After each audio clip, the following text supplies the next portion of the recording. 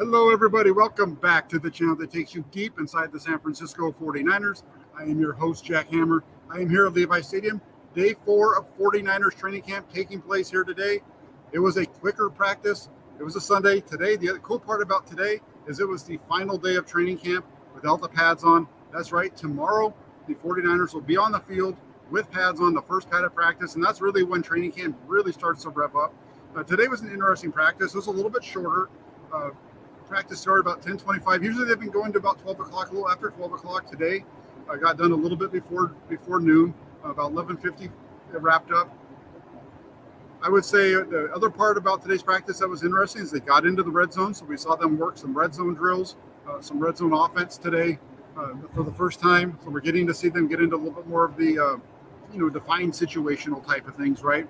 They kind of do that throughout where they'll put the ball, it'll be 3rd and 8, 2nd and 5, 1st and 10. They've done that already. But then getting into a position like this, it's all setting the stage for when they get to these move the ball periods. As you get to those move the ball periods, part of that is your red zone offense, and it's all working towards that. And like I've said, right now everything is building and building and building. The first towards, I think, that Las Vegas, those joint practices with the Raiders, that's where we're really going to start to see this team take shape in terms of who is where, those types of things. Really quick, want to shout out a couple of folks over in the comment section. We got Lucas Pesci, member of the Toolbox, coming from over in Europe. And he says, hi, Jack. Hey, Lucas, good to have you on board. Appreciate you joining. Also, E. Kim. I actually got to meet Lucas last year. He was up here for the game when the 49ers took on the Tampa Bay Buccaneers. So I got a chance to meet him. That was awesome, too. Hey, Kim, good to have you on board. I saw you in here a couple days ago as well, so awesome to have you on. And then we also have the Stivers Niners 209 show. He says, Jack, any news for Brock Purdy when he's coming back to practice? He will be back to practice tomorrow. Now, remember, what happened before we started training camp back on Tuesday, 49ers head coach Kyle Shanahan addressed the media. The Brock Purdy discussion came up. When's he going to practice? How healthy is he? And all those types of things. Well, what happened is he told everybody that it was going to be only 2 practices a week, or not a week, excuse me, but he'd go 2 back-to-back days, and then he'd have a day off. Well, we found out on Tuesday, one of the things he said is he wasn't going to practice day 1, but then he'd practice days 2 and 3. Then he'd take the first day off the next time around, and then the next 2. So this was his scheduled day off, and that seems to be the direction that it's going to go throughout this training camp over this week, next week, and possibly next week, leading up to the Raiders practices. You'll see Purdy tomorrow and Tuesday on the field. Wednesday's an off day. He won't practice Thursday. He'll be on the field Friday and Saturday. So if you're looking for Brock Purdy updates tomorrow and Tuesday, and then we're going to have Wednesday off, and he'll be back on the field Friday and Saturday. So that's the plan for Brock Purdy. 2 days on, 2 days off. Then they're going to start to change that up a little bit. But that's what Kyle Shanahan told us back on Tuesday.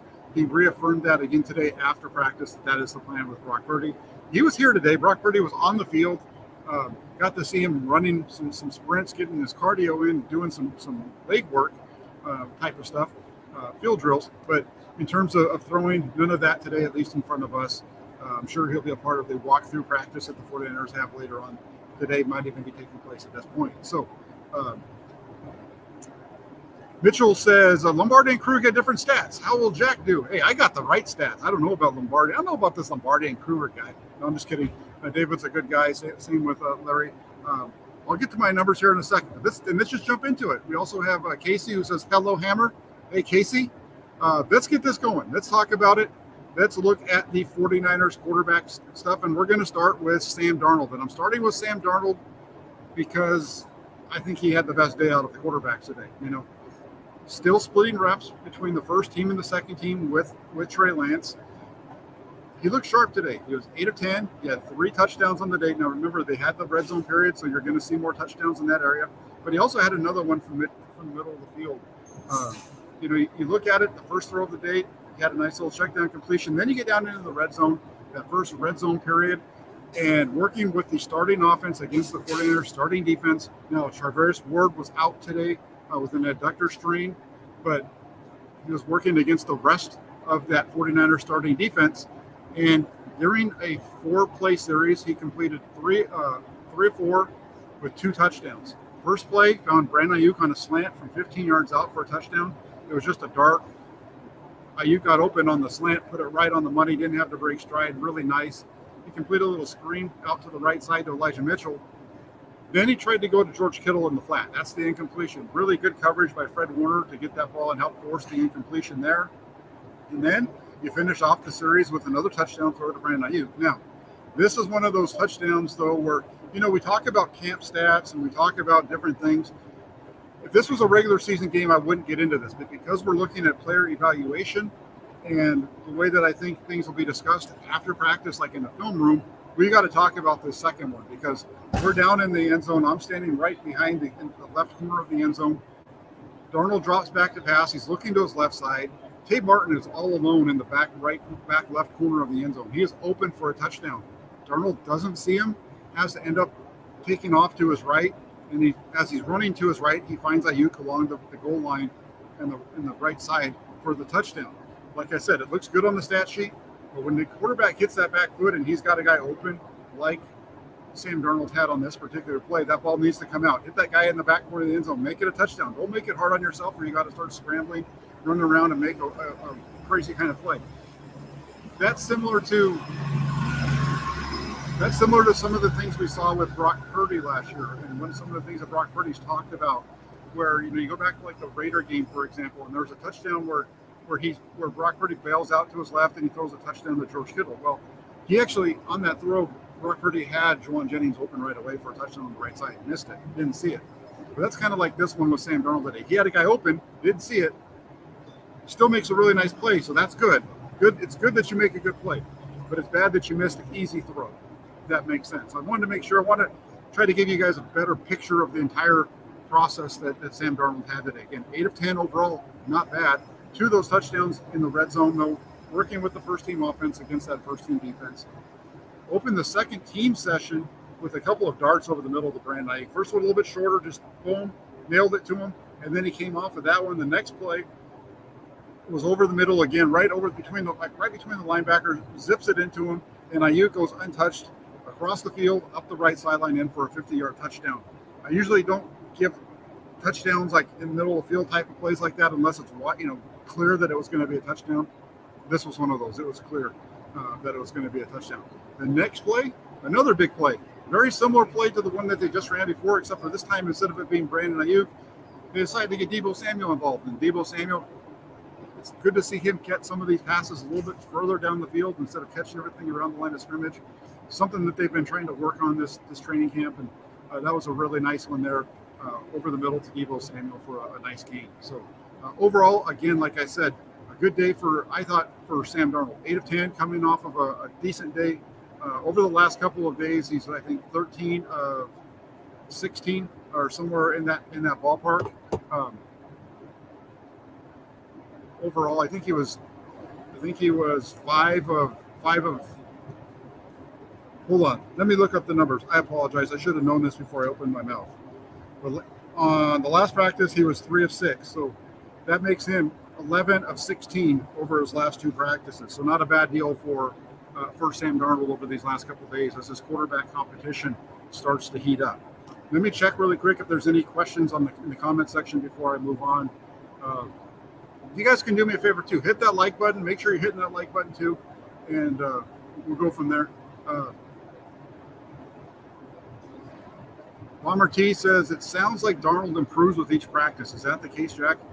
Hey, Bomber, that's what it's looked like to me. Like, I was talking to somebody this morning before practice, and I just felt like when Sam Darnold stepped to the podium on Friday after practice, there just seemed to be confidence about the way that he handles himself. There seems to be a confidence about the way that he handles himself on the field. And Sam Darnold's confidence is carrying over, and you're seeing him get more and more comfortable in this offense, and you're seeing him continually move the ball down the field at a regularly shaped, regular process. We got Blind Tom in the house as well. He says, "Hi, Jack. Good to see you, Blind Tom." So good stuff there for Sam Darnold, and I agree. I do think he's improving. We're through 4 practices. I would say right now, if you ask me who the best quarterbacks have been in training camp, I would say the best quarterback so far throughout this training camp has been Sam Darnold.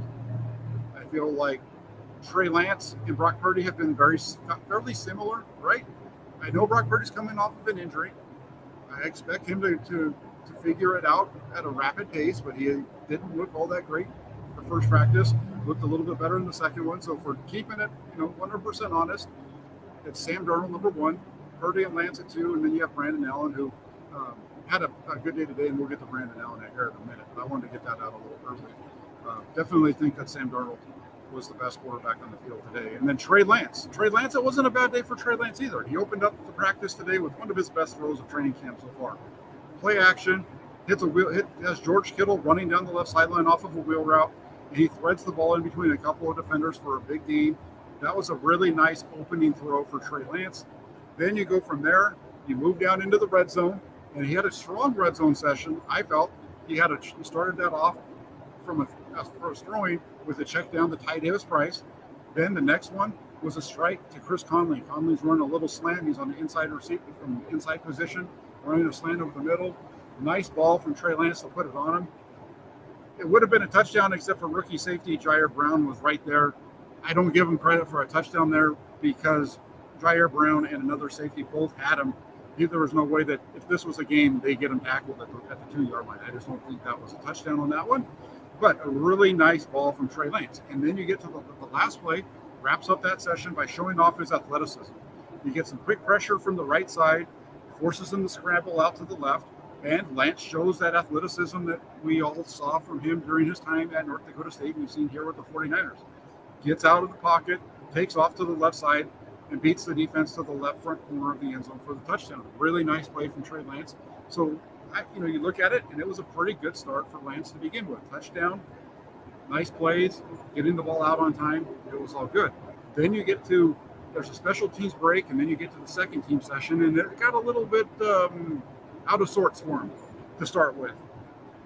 His first throw was to Elijah Mitchell. Mitchell running up the field down the left sideline. He's covered by defensive lineman Drake Jackson.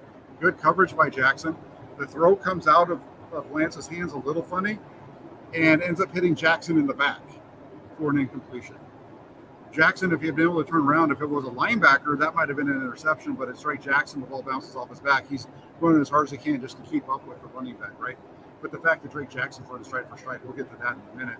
But just a bad throw there. Then they come back on the next play. Lance going through, holds onto the ball a little bit too long. By the time he finally gets to his left, to his check down, which was Ty Davis-Price, he gets the ball out of his hands. Marcelino McCurry ball is right there.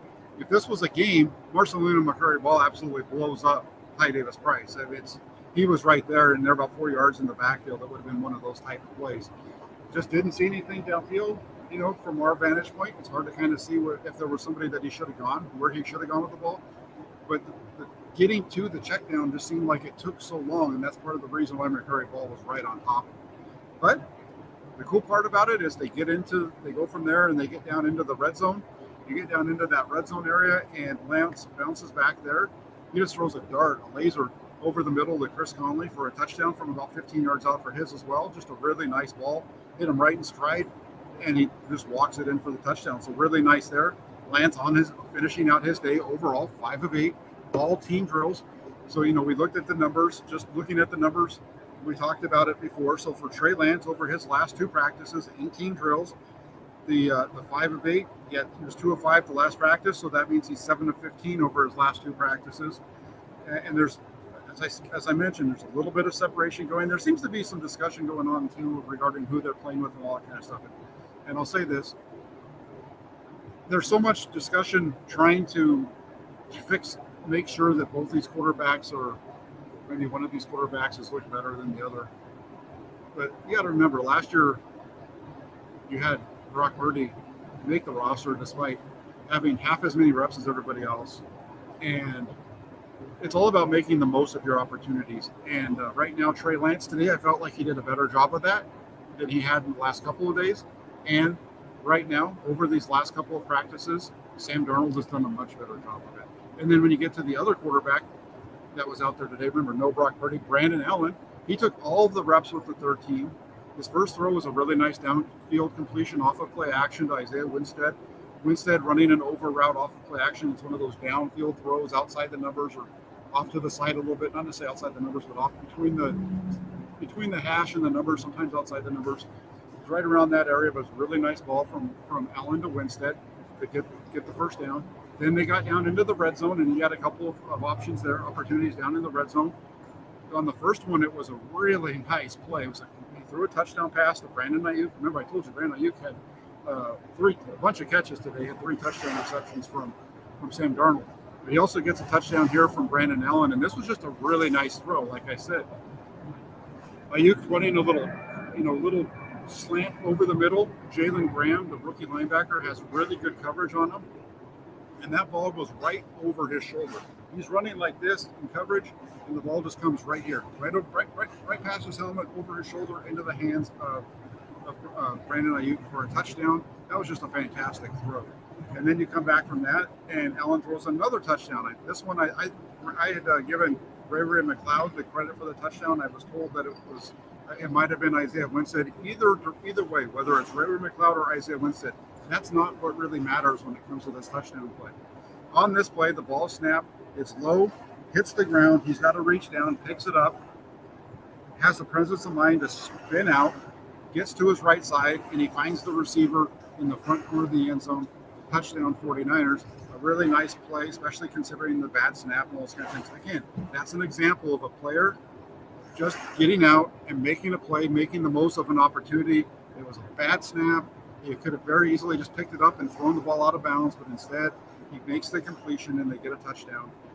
And Allen, overall today, just 5 attempts, and he completed 3 of those with a couple of touchdowns. So that's how the quarterback position shook out. Let me just check again and see if there's any additional questions. Yes, pads are coming on tomorrow. I agree with you, Bomber T. I do think it was good news on Lance and Darnold. They both got reps with the ones today, and both made some good plays. And it was a good day for both, especially from where they were before. So a positive day there.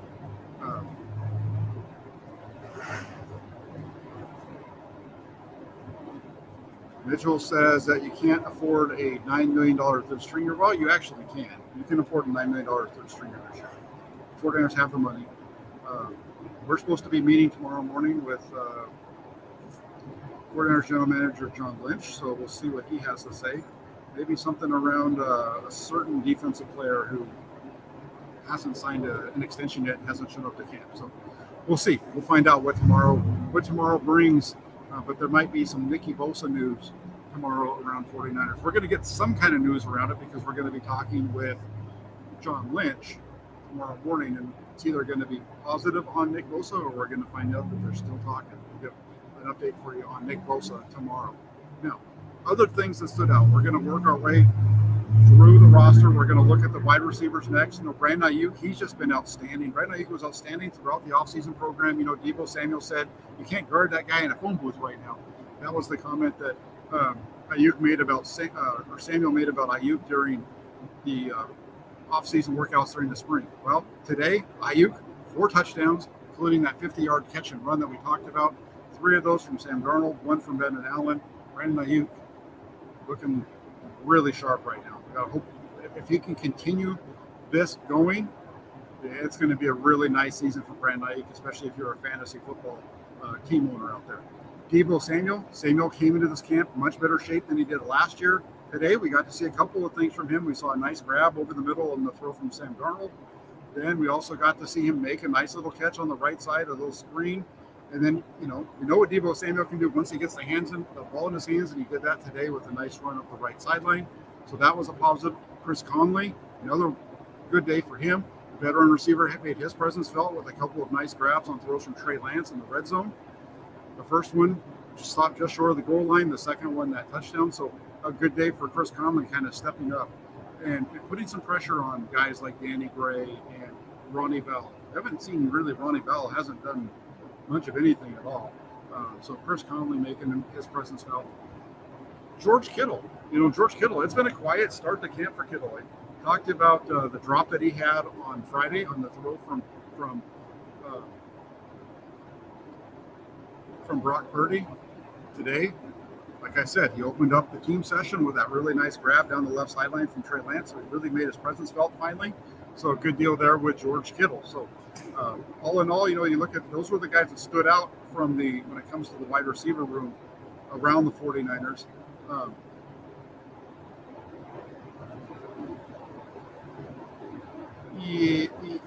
No. He didn't even have 10. I don't know. Let's see. Robbie says leftover cap rolls over. Trading Lance would definitely help to re-sign Brandon Ayuk. I agree, but remember, the only way that the 49ers could save cap with Trey Lance is by trading him, and part of trading Trey Lance means somebody's got to want him. And according to the reports that I've seen, the rumor, Mike Silver covers the 49ers, and according to his sources, the 49ers were offered a 5th-round pick for Trey Lance around the draft, and I don't think that gets it done.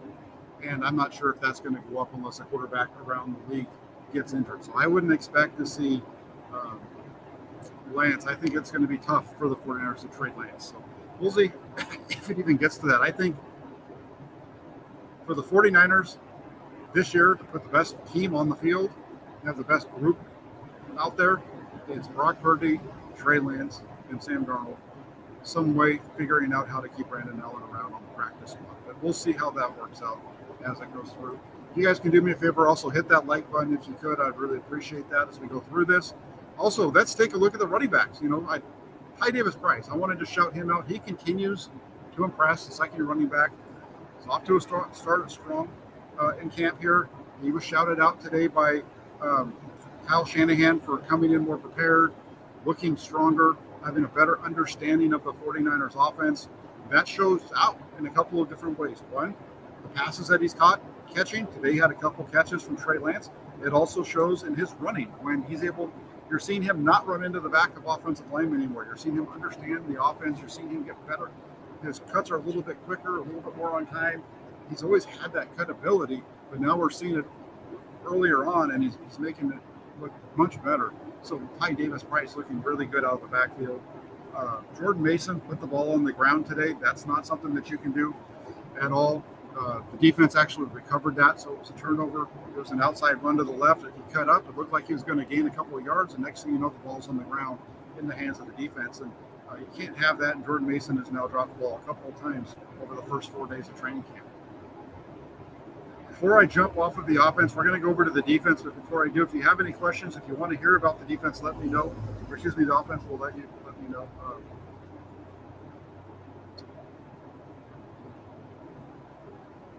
Dead cap doesn't vanish. But the 49ers, if they trade away Trey Lance, they don't have dead cap. It saves them money. The only way that they get dead cap is if they release him. The 49ers would actually save money against the cap with the Trey Lance trade. I just don't see it happening that way, but it could be wrong. Like James Foster says, trading Lance gives you 3.7 this year. That can roll over if you want to, and it gives you 5.1 next year. That would be money that would help you, but we'll see what happens. And it's like I said, I don't foresee a Trey Lance trade. I didn't foresee one for Lance before the draft. I don't see that happening now unless somebody comes out and gives the 49ers a better draft pick. A 5th-round draft pick, guys, isn't getting it done. And so unless somebody steps up to the table, Trey Lance is going to be a 49er this year. And that's not a bad thing, right? That is not a bad thing. And Lucas, you are awesome. You are setting me up here. Lucas up from Austria says, is Drake Jackson doing anything as a pass rusher? I wanted to talk about Drake Jackson anyway, so you teed that one up for me because I was going to tell you that Drake Jackson, I talked about it already, but again, showing off his athleticism when he peeled off the pass rush. Kyle Shanahan talked about this, and it's one of those things based on the defensive call. If the back goes out, he's got to peel off and get out in coverage. They've done it a couple of days ago to Kerry Hyder Jr., and he did a good job in coverage on it, decent job. Today, they did it to Drake Jackson. Really nice coverage, like I said, the ball hit him in the back. As a pass rusher, I think it's a little bit of a work in progress. I think when it comes to Drake Jackson, here's the thing you got to remember. Drake Jackson, he's not going to get a lot of sacks on his own. He's not just going to beat that guy a lot on his own. When you look at Drake Jackson, you look at the 3 sacks that he had as a rookie, those sacks were worked. He was working for those sacks. They were second effort type of sacks, right? Not getting there right away. Other guys putting pressure. The quarterback has to move, and now Drake Jackson runs him down and makes the sack. I think that's where you're going to see Drake Jackson make sacks. I think he can get up to 5 or 6 this year. And that's where having Nick Bosa, having Javon Hargrave, having Eric Armstead playing with them, I think is going to allow him to get those sacks because they're going to create the pressure that's going to allow him to then chase down the quarterback and get there. I don't foresee him being a guy that's going to get around the edge very often and just get to the quarterback on his own. You know, that first move, second move, it's usually with him, it's usually that second, third move where he finally gets there. And right now it's a pass rusher. It's a little bit of work in progress. Tomorrow we'll get a better idea of how this looks because we're going to see the one-on-ones with the offensive line. We haven't seen, other than the team drills, we haven't seen much work there. We've seen him kind of put some pressure on the quarterback, but it's a little bit hard because, again, there's no actual hitting of the quarterback. So, you know, in games, guy gets close and you get hit, all those kind of things. So we don't see that here. Every once in a while, you'll see a quarterback maybe get bumped into, but it's kind of hard. That's like we talk about like the would-be sacks, like Robbie's saying in the comment below this one. I don't really get into the would-be sacks. I make a note of it. I make a note of it when I talk about the defensive side. I don't take those plays away from the offense because they just let the play run. There's times when the guy's just coming around the edge, and if we wanted to play that game, there's probably about 5 or 6 throws that we've seen this year at least that we could peel off of these stats from all of the quarterbacks because we had a free rusher that just held up and didn't really get close to the quarterback. So as far as Drake Jackson goes, Lucas, not really, but keep an eye out for him. We'll get a little bit better idea, I think, starting tomorrow, either tomorrow or Tuesday, as we get to see one-on-ones start to happen. Another defensive lineman that's showing up is Robert Beal Jr. You know, he's the rookie defensive end out of Georgia. One of the things that jumped out at me is his size. He's a little undersized when you look at him compared to the other defensive ends. Part of that is the fact that he's a rookie. Part of that is that at Georgia, he was kind of a tweener guy who was asked to kind of be a defensive end, but he was also kind of a linebacker. He was kind of a in-between kind of guy. This is a guy who I think give him a year in this system, give him a year working with your strength and conditioning guys, and I think you're going to see him start to really kind of fill out and become the type of player you need at the NFL level. I don't think he's quite there yet, but at the same time today, he did a really good job showing his ability to set the edge in the run game, which led to what would have been a tackle at the line of scrimmage if they had pads on. He was right there. The ball's coming right to him. He's squeezing the gap. He could have made the tackle, but because they're not tackling right now or even wrapping up really, the runner cuts that up inside. But that was a really nice play out of Robert Beal. It's good to see him be able to set the edge. And like I said, it's easy to see why the 49ers like him. I've watched the 49ers defensive linemen go through their individual period a couple of different times. One of the drills that I really like to see when it comes to pass rush ability is when they're running the hoop. And if you don't know what that means, the 49ers, a lot of teams do this, but the 49ers have basically like an oversized hula hoop that they have out there, probably about 5 feet wide or so. And they start on one and they run around that. It forces them to really work on their turn. As they're doing that, they're having to use their hands on people at different stations. And he does a really good job. He's explosive. You can see that first step. Does a really good job at turning that corner, bending that edge. It's just going to take him a little while because he's like I said, he's a little undersized. And I think you get him through this year, and I think you see him start to step up moving forward. So, this is an interesting one from Forktail Devil. It says, is Kalia Davis making any waves? Kalia Davis was not dressed today. I'm not sure why. I didn't see him out there. I'm not sure exactly what the deal was with Kalia Davis. So, but he had looked good. When I've seen him on the field, he's looked really good in terms of his ability to move. He's been very quick and fluid. But I'm not sure why he wasn't at practice today. Kyle Shanahan did not address that, and we didn't ask him about Kalia Davis. So that's my bad there. James Foster, thank you for the super chat, says, Zakel, Feliciano, Pryor, and Moore, what's happening there? Well, I think I skipped over the Jalen Moore thing, but Jalen Moore has looked good. When you look at this, you have Matt Pryor, Jalen Moore. They're competing, I think, for the swing tackle position. And just based off of what I heard from Chris Forster on Friday, I really think Jalen Moore has the upper hand on this. He talked about Matt Pryor not really being in good shape when he came into the offseason program. He's in better shape now, though. He also talked about Matt Pryor being more of a right tackle, being better at playing on the right tackle, and that some of his struggles in prior stops were having to bounce around. Well, if you're a guy who is better on one side and struggles bouncing around, I don't think you should really be a swing tackle. That's just my take. Maybe I'll be wrong. Maybe we'll see Pryor come out and step up. But today, Jalen Moore stepped into the starting lineup because, like as I mentioned earlier, Trent Williams had the day off. So with Williams taking the day off, you had Jalen Moore step into that first group. And I felt like he did very well, held his own throughout practice during the team activities. And so I'm looking forward to seeing what Moore does in those one-on-ones as well. I think he's looking really well. John Feliciano is a guy who's going to work at all those interior positions, and we've seen him work at all those so far. He is going to, I feel very strongly in saying that John Feliciano, if everything continues without anything happening, John Feliciano is going to be the 49ers interior swing guy, the guy that can play any of those three positions, left guard, center, right guard. And then Nick Zakelj, I think he makes the team as well as a more of an interior player who can kick out every once in a while if he has to.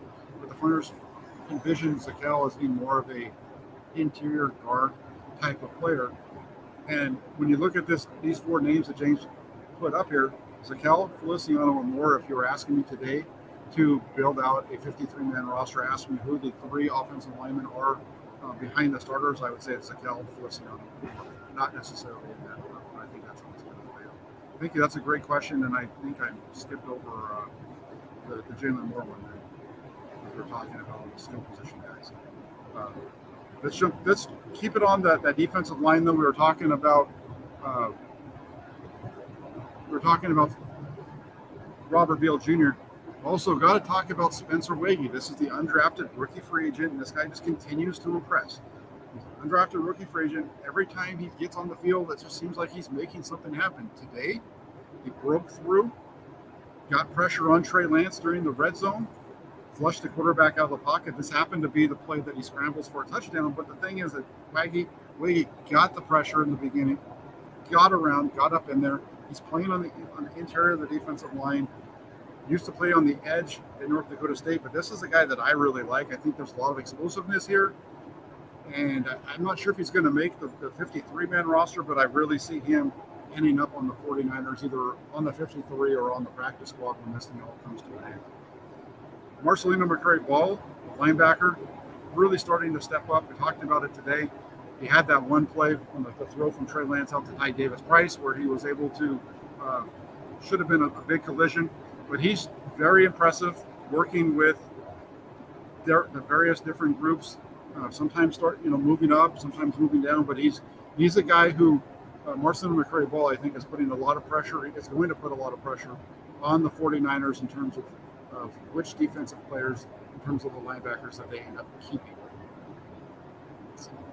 And then last but not least, the last one I want to talk about is Deshaun Jameson, another undrafted rookie free agent, this one out at corner.